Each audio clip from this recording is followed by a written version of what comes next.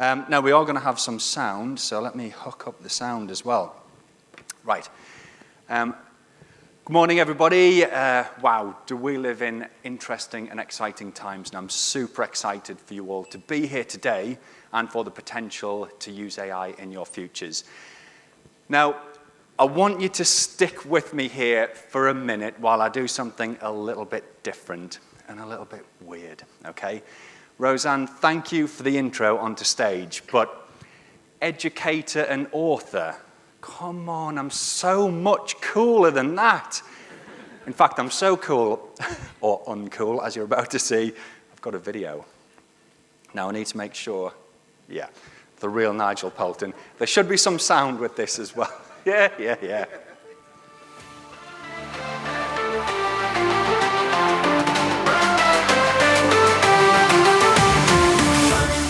Dark nights glow, footsteps echo, streets go low.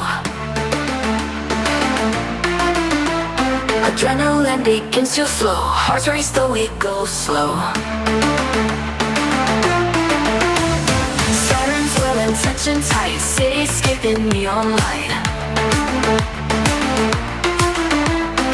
Every shadow hides a fight, just another long lost night.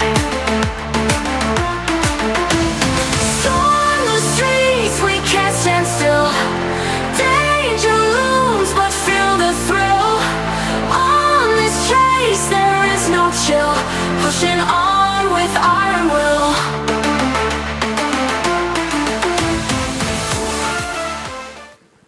So, never mind, okay? I'm going to leave it on that screen for a while because, you know, if I was to take this jacket off, well, there we go. Maybe we should go back to the slides. So this is an AI conference. I'm not fooling anybody, okay? I was sadly not an Egyptian pharaoh or a gladiator. I didn't help build the Great Wall of China. I haven't led an expedition to the South Pole. I didn't win the World Cup. Sadly, I'm not a mixture of a human and a robot time traveler from the future. But I think the thing I'm most sad about is that I've never been the captain of the USS Enterprise. I'm decidedly less cool than that. However, being a little bit more serious, what is cool and what is real is that I created all of that. And in, I reckon, a maximum of 30 minutes, okay? Now, let me give you some context here. I've got zero skills or experience when it comes to graphic design. I've got zero skills when it comes to video animations and video editing. Look, I've edited some recorded PowerPoint slides in the past, but never anything like that. And I've got, like, literally not a musical bone in my body. But I created all of those images, all of those videos, and even the music, and like I say, in about 30 minutes, with the help of AI. Now, to provide some context and some background to that, I reckon if it was 2022 or maybe even 2023, I need a full team of people to do that for me. Or maybe I am sinking a lot of time, energy, effort, and money into learning new tools and buying expensive tools to do that for me. But where we are today, in the very dawn or the very early morning of the AI revolution, and that's 30 minutes of work. Do you know what? It wasn't even work. Like, that was fun creating that video. I want to give you just like a demonstration of how little I have when it comes to graphic design and creative capabilities, okay?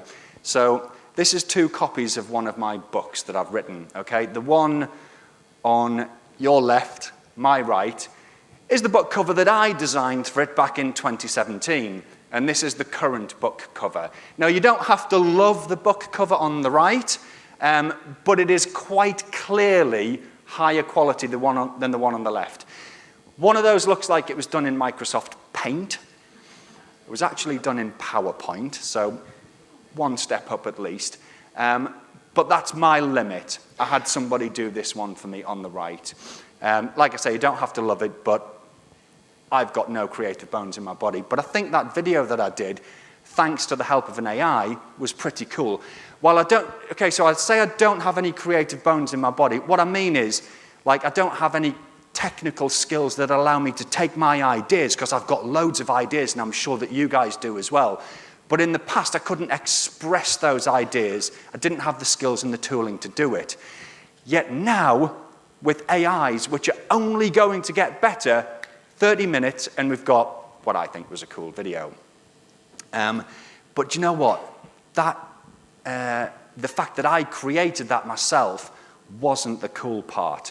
The cool part, I'm going to come back to this slide actually. The cool part is that I built it using a website called photofactory.ai, which my brother-in-law has built and is still building in his spare time. So he's a full-time software developer. He has a young family and he's got almost no spare time. Yet, thanks to AI, he was able to build this site. I'm going to show you a quick example. I don't know how well you can see this on the screen. To build the site, he's used an AI-based code editor called Cursor. Now, if I go back actually, so this is what the site looks like, and it's text to image, this one here. So I put in a prompt here, you know, this is the kind of image that I want. I click generate, and it creates all these kind of cool images. For the video, I needed images in landscape format, so like a 16:9 aspect ratio.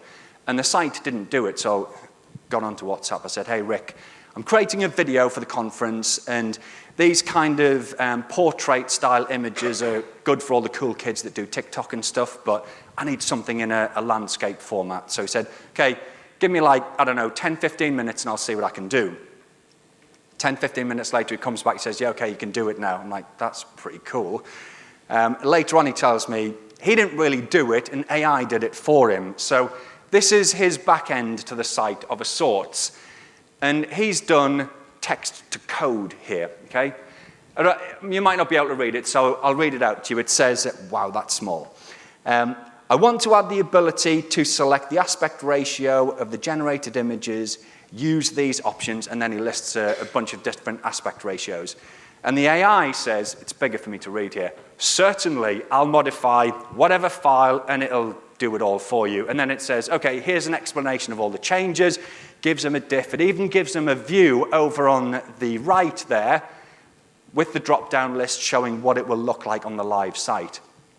So he's put this feature onto the site in about 10 to 15 minutes, and he's done no coding, or he's done at least very little coding, and AI has done it for him. So for me, that's the really cool part. You've got me, who has zero skills in creative art and stuff like that.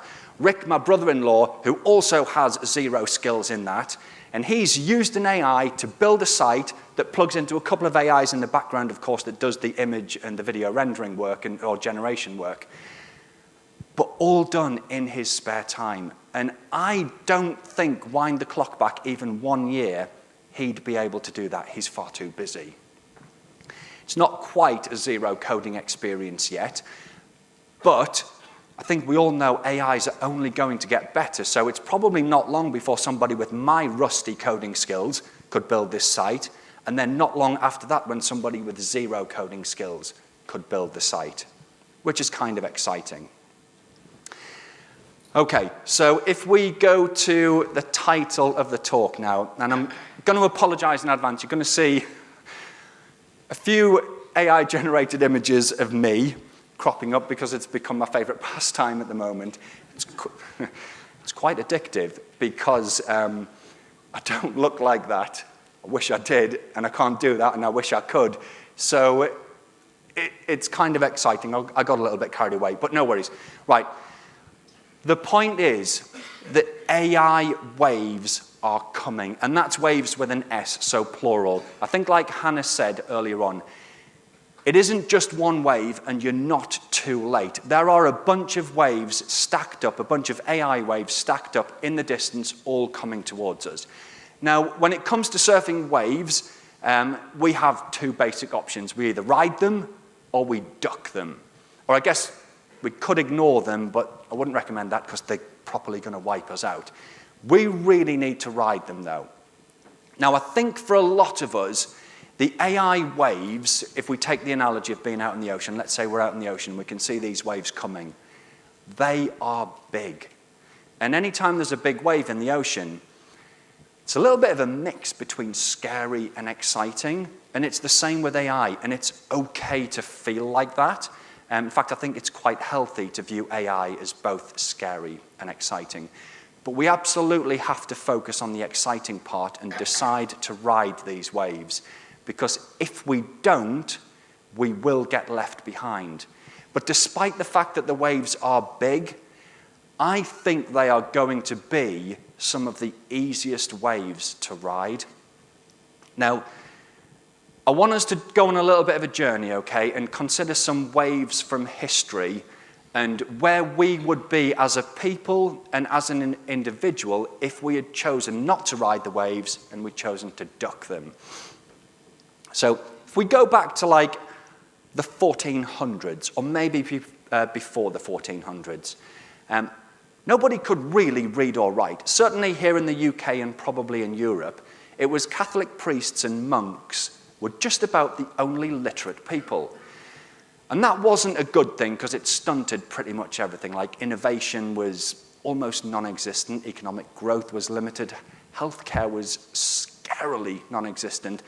I don't even know if education was a word. I mean, it was, but you get the point. You can't read and write. The opportunities that are open to you are very, very limited. Along comes, AI-generated image again, of course, along comes Johannes Gutenberg with the movable type printing press, and boom, we get a literacy wave. Now, the world moved a lot slower back then, so it didn't happen overnight, but eventually that literacy wave gave a kickstart to all of the things that we mentioned earlier: innovation, economic growth, healthcare, education, and a bunch more. But I want us to imagine where we would be if we had decided to duck the literacy wave. Reading and writing, seems a lot of effort. And you know what? I work in a field or I work in a factory. Nah, I think I'll pass on that. Well, if we had, we would still be in the dark ages. But fortunately, as a people, we rode the printing revolution or the printing wave and the literacy wave, and here we are today, loads more opportunities available to us. Now, we don't have all day, so I'm going to fast forward to the late 1800s now. In this country in 1870, we saw the first ever Education Act. Now, the Education Act in this country and similar acts in other countries and revisions and more acts and bills that were eventually passed brought free education to all children. And they gradually raised like the school leaving age and things like that, so that at least in the developed world, all children have access to good quality education well into their late teens, opening up massive opportunities for them. This was another wave though. And imagine again, had we decided to duck the education wave. And it's interesting because I think most of us as children, on a school day, we were like, school today, hey, you know what, Mum? I think I'll pass. I'll stay at home and chill and watch the TV and stuff. It's easy to pass up these waves, but if we had, I think I venture to say we'd not be here today. So literacy and education have opened up massive opportunities for us. They've democratized opportunities.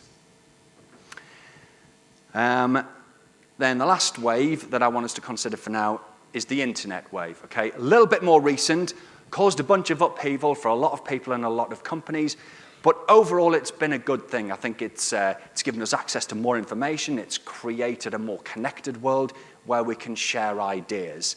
And it's just pushed ahead all of those things: innovation, economic growth, healthcare, education, all of that, yeah? But because this is one of the more recent waves, I think all of us will probably, or most of us, will know of some companies and people that decided to either duck it or ignore it and got wiped out by it. Loads of examples, but one I want to give. Here in the UK was the Blockbuster video rental store. It adorned the high streets of most towns and cities in this country, and it was, I wasn't involved with it, but it seemed like it was a good business model, ticking over, doing its thing, doing well. And if we take our wave analogy, let's say Blockbuster Video company was in the ocean, it was swimming away maybe, I don't know, maybe it was on one of those inflatable lilos, a little cocktail in its hand, waving at its friends at shore, and then boom, the internet wave wiped it out because it did not ride the wave. Interestingly, apparently there is one Blockbuster video store that still survives somewhere in Oregon today, but it ducked the wave or it ignored it and it got wiped out by it. It is no longer the company that it was. So to recap, I think these waves have democratized opportunity. So if we were to wind the clock back to before the literacy wave, the opportunities for people to raise their social standing and to do something new, to express themselves, to change the world, were almost non-existent or extremely limited. But thanks to the literacy wave, the education wave, the internet, and now the AI wave, opportunities are just everywhere, to the point where we will get, at least I think to the point, where all you need is an idea and a willingness to try and a willingness to experiment. Now, this is the reason why I'm here on stage. By the way, we're going to do a book signing straight out of the door here, straight ahead in the back right corner at lunchtime at 1 o'clock if anybody wants to come and get a signed copy of the book. So just very quickly about me. So I've been fortunate enough to spend my entire career in technology, and I would say for the last 10 or so years, I've kind of specialized, or I've attempted to specialize in emerging technologies, to learn them early, to get on the bandwagon early, to ride the wave, and then I've taken what I've learned and I've written several books, video training courses to help other people implement them. Anyway, I decided to write this book, but this one's a bit different to my other books. So this is not a how-to book, like it's not going to teach you how to use ChatGPT. The way that I usually sell it to people is, like if you're a technical audience here today, this book will be great for maybe your parents or your friends or anybody that's interested in current affairs and what the potential impacts of AI might be. So instead of teaching you how to use an AI, it teaches you what an AI is, how we train them a little bit, some of the cool stuff that we're doing with them today, some of the things we will do with them in the future, and also some of the potential scary things with AI. But the point is, right, I set off on my journey writing this book, and I've written books before, so I thought this is going to be a breeze, right? It's kind of a more high-level book. I'd barely started the writing process when all I am seeing in all of my research and things that I'm doing are opportunities for non-technical people. So I've given an example already where my brother-in-law is using AI to do something technical, to write code and build a website that generates images and things like that. As I'm writing the book, I'm starting to feel like the opportunities to be involved with AI, to become a leader in AI, to work in the AI space and work with AIs, there are more opportunities for non-technical roles than there potentially are for technical roles. So if you were to think, well, AI is going to touch everything, right? So healthcare, education, media, transport, journalism, even sport, all of these industries are desperate to use AI effectively and maximize AI. And they need people to help them. Yes, if you're a software developer, there are roles for you. But these companies are all looking for help in defining AI-related policy and governance. They're looking for people to step up and help build frameworks to grade and test AIs. They want people that will test AIs and see which will be best for those organizations and which will be the most cost-effective. There are literally loads of opportunities to get involved with AI across almost every vertical, but there are almost no experts at the moment. In fact, I'm going to show you a couple of examples. It's almost like they are begging you to become an expert for them. So my wife is currently studying for her master's in early years education, and she has a focus on using AIs to help children with special educational needs. I think she's in the last year of her degree at the moment. So not last night, the night before, yeah, She showed me a couple, it's a famous children's book. She showed me a couple of job opportunities that were of interest to her. Now, she's not pursuing either of them because she's finishing off a degree at the moment, but she's trying to keep her eye on the landscape. Wow, 10 minutes. So she shows me these two jobs. Now, this one is for an ed tech and AI lead for a trust of schools in the north of England. A trust of schools is just like a body that has a bunch of schools underneath it. And they are looking for somebody to help them implement AI across their curriculum in all of their schools. But I want you to focus on ed tech and AI lead because I grabbed some of their requirements. This is what they are looking for in their job description. The description is longer than that, but there are only 2 mentions of AI. So they want a qualified teacher with leadership experience, great. They want somebody that's informed and an enthusiastic advocate of AI. A bunch of other kind of soft skills, and then somebody who's proactive and can recognize and capitalize on the educational benefits of AI. So they're not asking for a software developer. They're not asking for somebody with AI qualifications and credentials. Maybe it's a bit of a stretch, but I feel like they're begging somebody that is interested in AI to come and work for them and to become an AI expert. So you could be an EdTech AI lead and just be interested and have an ambition to learn AI. I'm not saying they'd hire you off of the back of that, but we are at the point where there are not experts in this yet. So if you want to become an expert, it is a great time to get involved. Now, this next job advert, this is for a company that is looking to revolutionize education in low-income countries by using AI. It's part funded by the Bill and Melinda Gates Foundation, and you have to log in to see what the salary is going to be, which usually means it's big. They want senior AI consultants, and I'm not going to run through them all. I could only find 2 references to AI. So someone with an interest in learning AI, okay, and someone with experience with AI technologies, especially speech recognition and automated assessments. No qualifications again, no software coding needed for this job. Somebody interested in learning it and somebody with experience. Now, if you're a go-getter, and assuming you've got all the other soft skills, okay, if you're a go-getter with a positive growth mindset, you could apply for that job, and I reckon within a few days to a week, you could have this experience that it needs here, because it's not hard to learn. This is a good job, an opportunity for you to become a leader in the AI space. They're practically begging you to come and do it. They're like, for me, that's them saying, we don't know anybody with AI skills in this space, but if you're keen, we'll have a conversation and we might hire you. Okay, quickly, because time is of the essence. That's an older version of me. So, it is.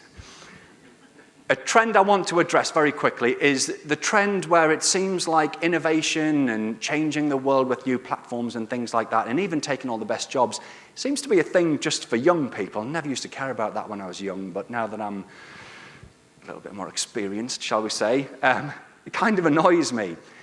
But I think AI could buck this trend. Like I've said before, it is creating a world where all you need is an idea and a willingness to give something a go. I was going to show the Photo Factory AI website again, because I've already given that example of my brother-in-law just with an idea using AIs, and he's built something unbelievable, okay? Go on, I will go on this slide. So the MIT Technology Review maintains a list of people that are under the age of 35 that are innovators. So basically people 35 years or under that are changing the world. And at the bottom, they've got this tagline that they believe that innovation can happen anywhere. So they've started including people from places like Latin America, China, different places like that. And I love it. I'm all for that. I think it's great, right?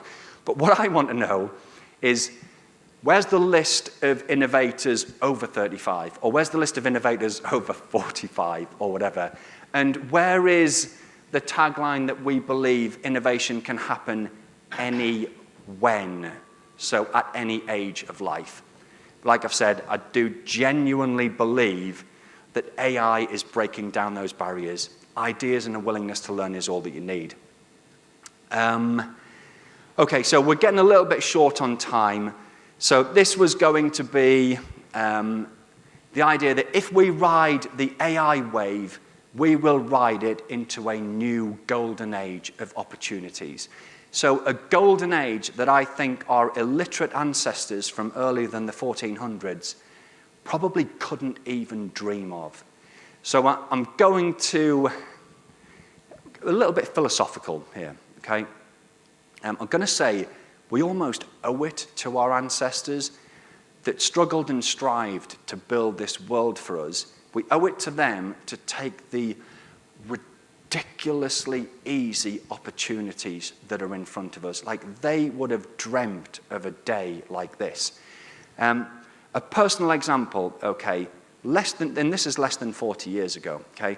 My dad, he worked in a shipyard as an engineer, a shipbuilder. And they closed down all of the shipyards in the town that I grew up in less than 40 years ago, or about 40 years ago. Now, my dad had been, he'd worked in that shipyard all of his life, and he lost his job in his mid-50s. So from being a boy, it was the only thing he'd ever known. He had a very, very limited education, so opportunities were very limited. He lost his job. For him, the on-ramp to reskilling and re-educating himself was too steep. He'd been at a shipyard all of his life. The idea of enrolling in a formal college or pursuing other avenues of reskilling and re-education was far too much for him. And he never worked again in his life, which I think is incredibly sad. But less than 40 years later, the world is a different place. Yes, disruption is coming, and yes, change is coming. But today, and in a big way, thanks to AI simplifying everything, change and disruption is and can be a very positive thing. So, we owe it to our ancestors. In some way, I feel like I owe it to my dad. So, to respect my dad, I do my best to take my opportunities that I've got before me. I also believe that we owe it to ourselves, right? We have so many opportunities, so many amazing things that we can do. We need to be our best selves. Now, are we going to make mistakes and are we going to fall along the way? Yeah, of course we are. Like, that's part of being a human being. And it's also part of taking opportunities or seizing opportunities. We will make mistakes and get things wrong, but our mistakes are never wasted because we're resilient human beings. We can pull ourselves up and we can go again. I think we owe it to the next generation as well. We all have a role to play in making the world a better place for future generations. So, just a quick reminder, book signings at the back later. We are an incredibly privileged generation. We have opportunities that no generation before us has ever had. So, on that note, I've always wanted to do this, right? On that note, I'm going to sign off in the immortal words of Spock. Live long and prosper.